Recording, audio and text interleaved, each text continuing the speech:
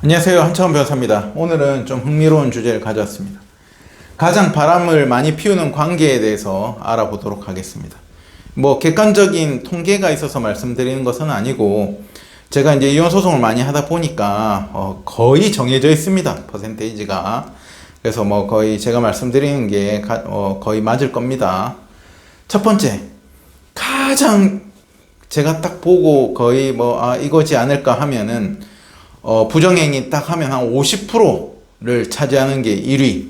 어떤 관계일까요? 첫 번째는 직장 동료 사이입니다. 직장 동료 사이. 직장 동료 사이. 직장 동료 사이. 아무래도 같이 성인들이 같이 일을 하고 많이 부딪히고 그러다 보니까 가장 이제 부정행위가 많이 일어나는 것 같습니다. 두 번째는 직장 동료 사이가, 첫 번째가 제 체감상으로는 한 50%를 차지합니다.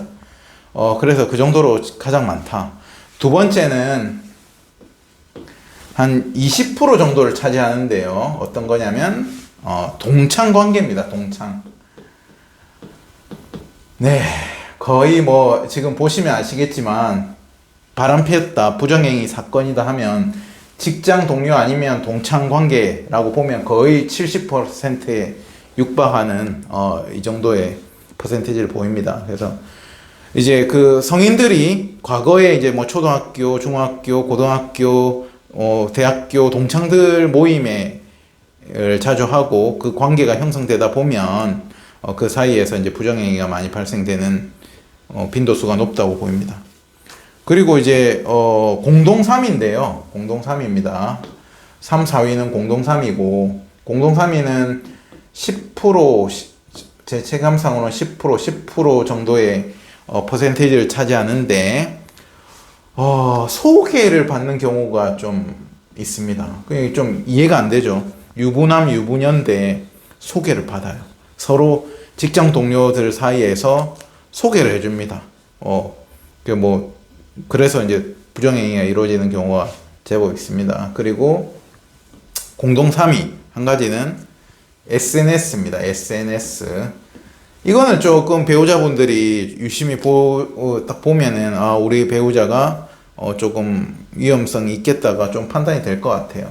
SNS 주로 인스타그램이라든지 그런 거에 보면 이제 내가 결혼했다는 티를 안 내고 몸의 사진을 올린다든지, 외제차를 올린다든지, 그렇게 해가지고 그게 남자든 여자든 좋은 몸매를 올린다든지, 그렇게 하면은 서로 이렇게 메시지를 주고받는 게, 제법 있는 것 같아요. 서로 대시도 하고, 연락이 오기도 하고, 그러한 관계에서 만나가지고, 부정행위까지 가는 경우도 제법 한 10% 정도 있습니다.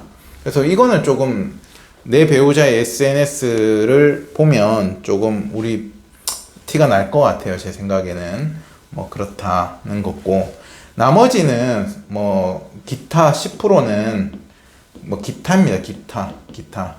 기타는 정말로 여러 가지가 있을 수가 있죠. 예를 들면 자주 가는 술집, 꼭 여성 접객원이 나오는 곳이 아니더라도 술집, 호프집이라든지,